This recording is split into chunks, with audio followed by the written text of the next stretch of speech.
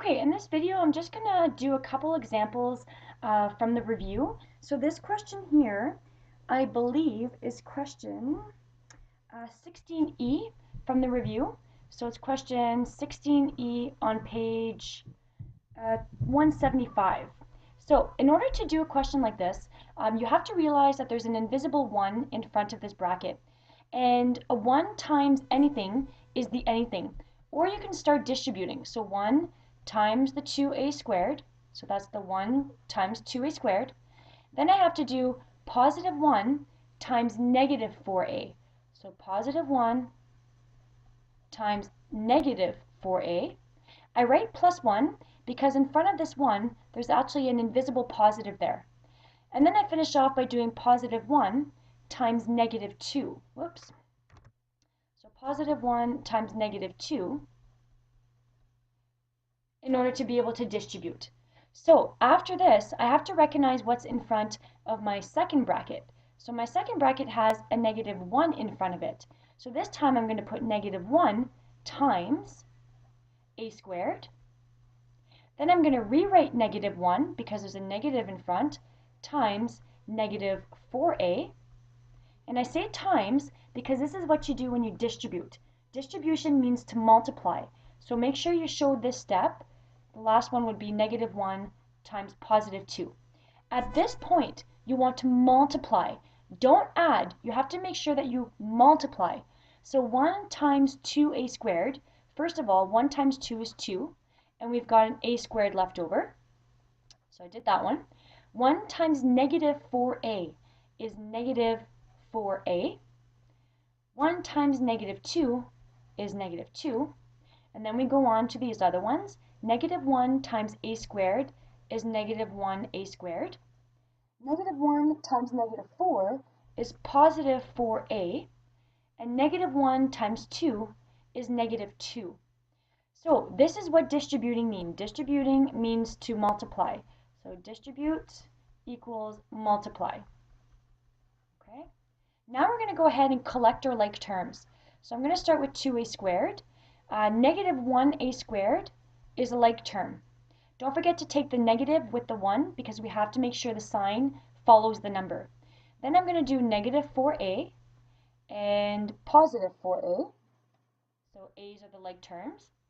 Remember, like terms have identical variables and identical exponents. And then we have the negative 2 and the other negative 2 left over at the end. At this point, we need to simplify. So 2 minus 1 is 1a squared. Negative 4 plus 4, that's a zero pair, actually gives me 0a. And negative 2 minus 2 means negative 4. So now I just need to simplify this even more.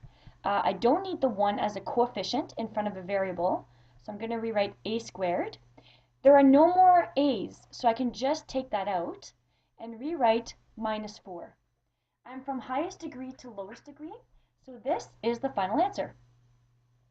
I'm going to try a second one with you. When you have a number, I should have written it this way, sorry. When you have a number that's stuck with an expression, that means that you need to multiply. But we can't just multiply here without using the distributive property because I need to distribute this negative 5 to all 3 terms inside my bracket. Now, you haven't seen it written this way, so I'm going to go ahead and rewrite this as negative 5 p squared plus 3p minus 1, like this. Might be a little bit easier for you to understand, and that is totally okay for you to do that. So let's go ahead and distribute the negative 5 to the p squared. We're also going to distribute this negative 5 to the 3p, and the negative 5 to the negative 1. At this point, I need to multiply. Make sure you multiply.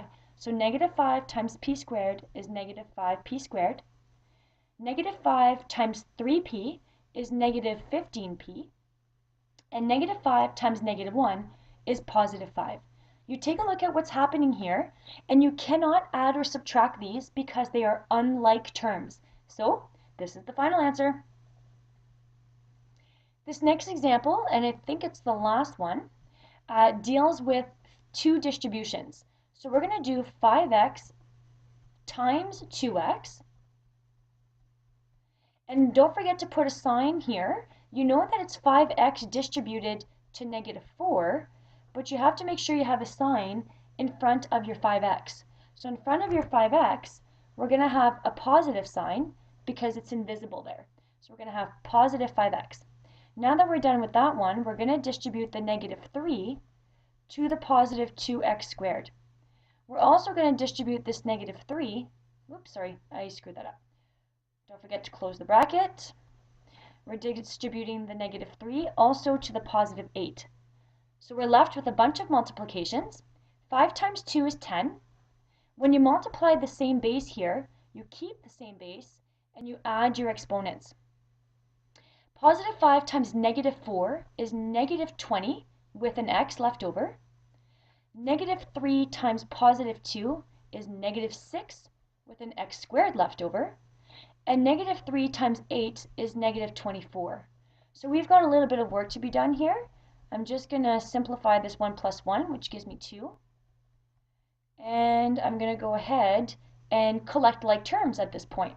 So 10x squared is a like term with -6x squared. Again, don't forget to bring the negative with the 6. It's -6x squared. Then we've got -20x. There's no more x's in here. And then we're left with -24 as a constant at the end. So we can still simplify this by doing 10 minus 6. 10 minus 6 is 4.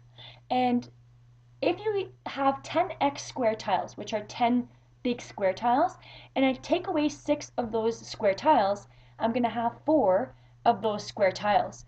Remember not to add or subtract your exponents unless you're multiplying or dividing. So there you have it.